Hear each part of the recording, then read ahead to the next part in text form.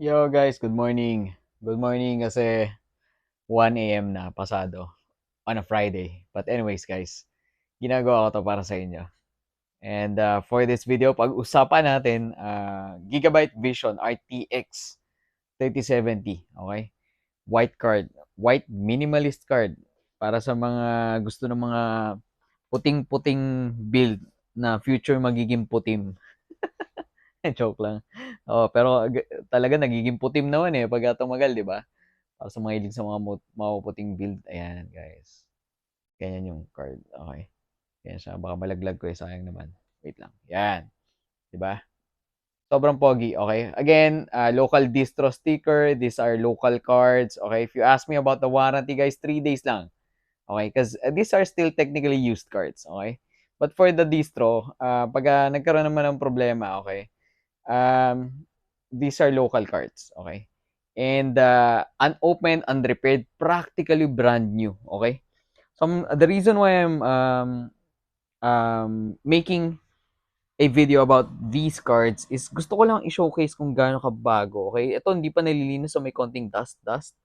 Pero i-zoom in ko lang. Okay. Para makita kung gaano ka-fresh yung heatsink niya. Kung gaano kakintab. Guys, nakikita nyo ba to? Ito to. Kung gaano kakintab to. Yan. Sana na may pick up ng camera kasi mas makintab yan sa personal. Okay. Ganyan siya. Kumikinang pa guys. Okay. Practically new cards for these ones. Ang alam ko, ito, yung Gigabyte na Vision. Gigabyte, of course, yung Aorus Master. And yung Asus stuff, mga RTX 3070 non-LHRs. Okay. Are practically brand new. Okay. They're not X-mining cards. Alam niyo naman yan, pag X-mining, sasabihan ko kayo. Itong mga to, hindi. So, ayan siya right now. It's running on our test bench with Cyberpunk. Okay. So, sa mga mailig sa mga cyberpunk dyan, actually, alam nyo, ang dami kong gustong laruin sa kakatest ko na itong mga to. Parang gusto kong maglaro ulit. Elden Ring. Actually, kaya ako mag-suggest. Okay? Akala mo, daming oras Pero, hopefully, okay, makabalik ako sa maraming oras ulit na makakapag-game ako. But, sa tingin ko naman, baka related sa gagawin natin kasi I might be reviewing cards, used cards, diba? Recommending cards, recommending cases, recommending builds, okay?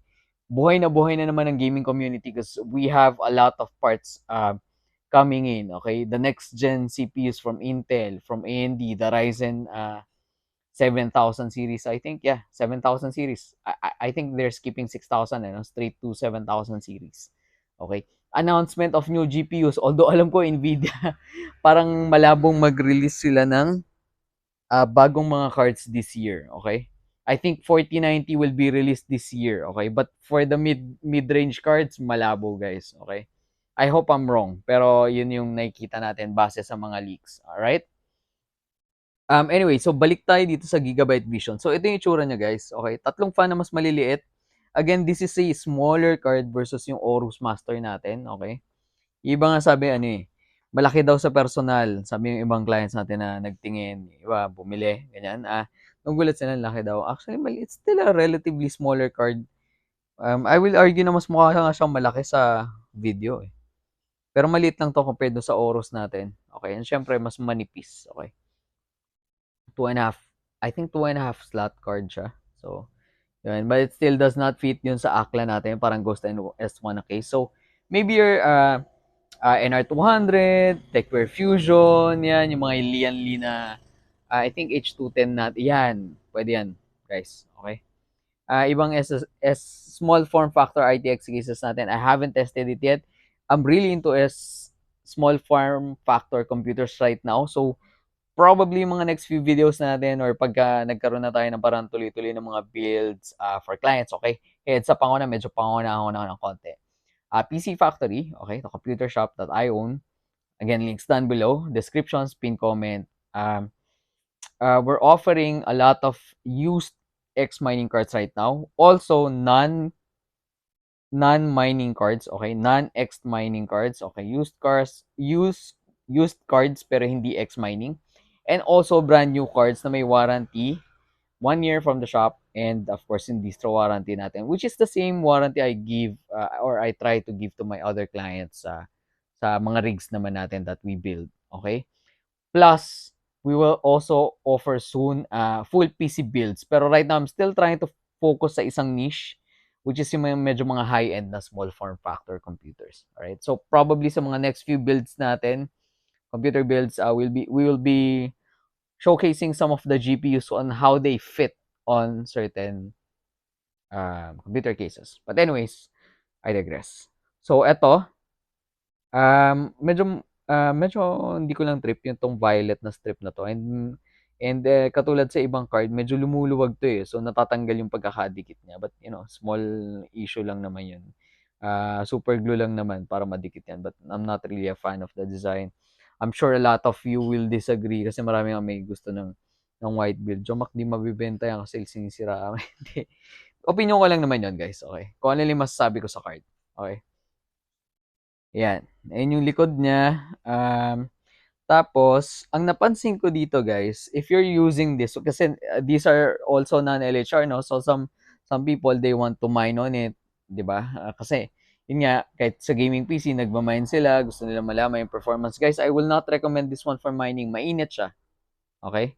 Madali siyang uminit. Actually, kahit dun sa burn test lang, yung burn test yung yung parang Heaven, ganyan, MSI Combustor, umiinit na siya. So, hindi siya katulad ng ibang bigger cards with bigger heat sinks. Mas mabilis siyang uminit. Uh, will it will it have issues with Cyberpunk? You tell me. Okay, kahit kalahating araw na naka-on yung Cyberpunk, walang magiging issue to.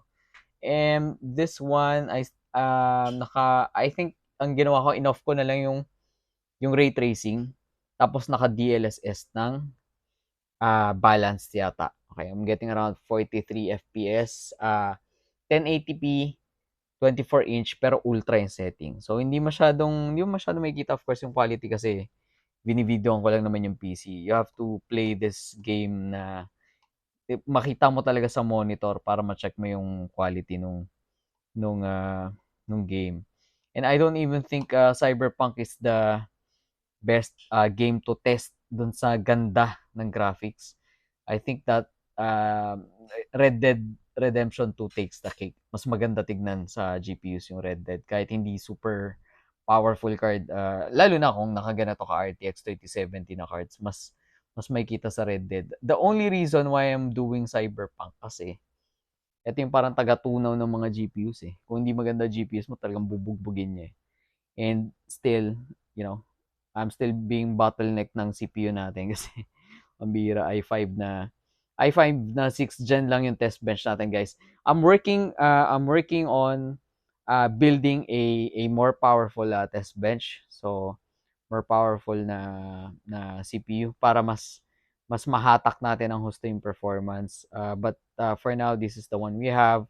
At least kahit papaano na papakita ko sa inyo na 40%, 36, no, at 49C.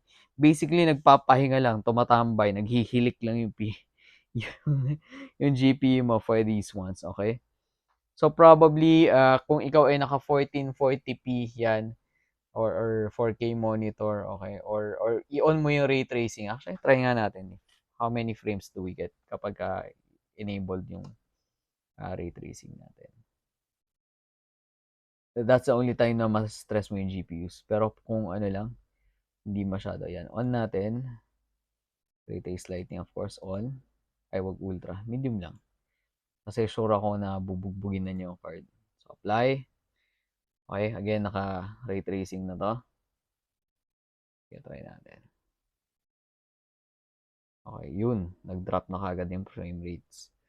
Am I seeing big difference? Okay, isa pa pala to, no? Quick review na rin sa ray tracing, no? Actually, guys, hindi. Okay? I'd rather play a game na naka-off yung ray tracing pero naka-ultra lahat ng settings. Mas pogi tignan. Kasi tingnan mo, babagsak talaga yung frame rate. Okay. Pagka naka-on yung ray tracing. Alright. So, ganun pa rin. Maxed out pa rin. Hindi na talaga tumaas yung utilization ng GPU. Pasensya na, hindi pa ako masyadong parang malupit sa mga testing na to. Okay. I haven't had the right amount of time para makita ko talaga lahat ng games na kung saan ko siya pwedeng isasalpak. Pero talagang tingin ko yung problema ko ngayon is yung CPU. Okay. Masyado siyang bottleneck. for this one. Actually gusto kong bumuo ng ano eh. Hindi ko alam kung pagpapalitin ko yung mga PCs namin dito para yung i7 yung magamit ko. i7 na 10th gen para mabanat ko ng husto to. Or actually bibili na lang ng 3600 para yun na lang yung gamitin ko. But you're more than welcome to suggest kung ano yung gusto nyong i-benchmark na games. Okay, and probably makakuha tayo ng copies ng games na yun para ma-check natin. So, yun yung performance na guys. Usually, tinitignan ko yung hotspot temp. Okay, GPU hotspot temp is 67. Okay, yun na yung maximum. Again, hindi siya yung maximum all the time 67. Nag-spike lang siya doon. Pero ang average niya is 61. Max spot temperature, yan yung pinakamainit na parte ng GPU mo. Pero yung GPU die niya is yung GPU temp na yun. And ang average niya 49. So very very cold for this one ang performance niya. Ngayon try natin mag-MSI combustor. Kasi alam ko dito siya mag-iinit talaga. Nung binorn test ko to last time, para nag-90 yung ano niya eh, hotspot temp niya. So yan yan guys. And makikita natin dito yung ayan. Ayan na guys. 70 na. Ayan na. Ayan. 70, 72 and climbing. Okay. So, ayan tayo guys. So, ayan talaga. Makikita mo naman. GPU 63 degree 64. Okay, patas na patas yan. 98% utilization. Yan talaga kasi MSI combustor na eh. So, ito talaga yung combustor para talaga taga-sunog ng GPU. Ayan, 77 na guys. So, for this one, I think yung highest na nakuha ko is 90. Of course, tanghali yun. Okay. I'm not sure if we can hit 90 right now. Maybe yes, kasi 81 na tayo. Still, relatively safe. Chomak, masusunog yung GPU. Guys, hindi. Okay. 100 is and below is still safe as per Nvidia. Pero of course, huwag mo na i-run yung card mo ng 24/7, ganun yung temps, okay? Yan, MSI combustor lang to kasi ayan 69 magsa-70 na yung GPU niya. Kasi stress test lang to, guys, okay? And lahat ng cards, okay, na galing sa atin, ginaganito ko. Bakit, Chomak? Kasi I want to make sure na walang issue before we ship them out. But anyways, for this one, there's no need to test this one further. Again, autofocus ko yan, hindi yung GPU yan. Malabo lang talaga yung autofocus na phone ko. But there's no need. Ayan, tapos na actually. Yung yung test. Ayan. Ayan siya. But there's no need to do that kasi tapos na to. Nagawa ko na siya before. Actually, we can just leave it on para makita niyo, para mabalikan natin siya mamaya. To see na wala siyang issue and nasa test bench. Actually, hindi test bench. Burn test talaga siya. Right now. So anyway, before I end this video, ayan, papakita ko lang kung ano yung itsura niya. And actually, lapit ko siya dito sa case na isa. Okay. So, para magkaroon lang kayo ng idea, gano'n siya kalaki. Okay. So, ganyan siya kasyang-kasya sa Fusion. Okay. Maluwag na maluwag. Okay. Yung haba niya. Ayan o. Kasyang-kasya, mga tol. Okay. So, kung mid-tower ka, kung full tower, absolutely no issues. Fusion, no issues. NR200, most likely wala pa rin issue. Of course, yung mga NZXT H1 natin, wala ka rin issue doon. And kung kasya doon, 210, 510, 710, pwede yan. Anyways, yung next video naman natin, we're gonna talk about yung, I'm going to show you my personal card. This is the RTX 3090 by MSI. I-review ko na rin kasi I'm trying to review all the cards na dumadating sa atin ngayon para dumating yung time na halos lahat ng cards meron tayong record sa YouTube natin. So parang kahit ako mismo, parang pagka years down the line, alam ko more or less, okay, yung pala yung itsura nung card na yon, yung pala yung review ni Jomac before, yung pala yung performance na, yung pala yung itsura niya pag medyo bago pa siya. Yun, I just want to show you this one. Yung 3080 nakakabit sa streaming PC ko right now. Streaming PC / gaming PC na hindi ko naman ginagamit. Tatanggalin ko rin siguro eventually, i-review ko rin. I'm not sure if I'm gonna sell this one. Marami na nagtatanong kung if I will sell this one. Kasi ito yung problema guys eh.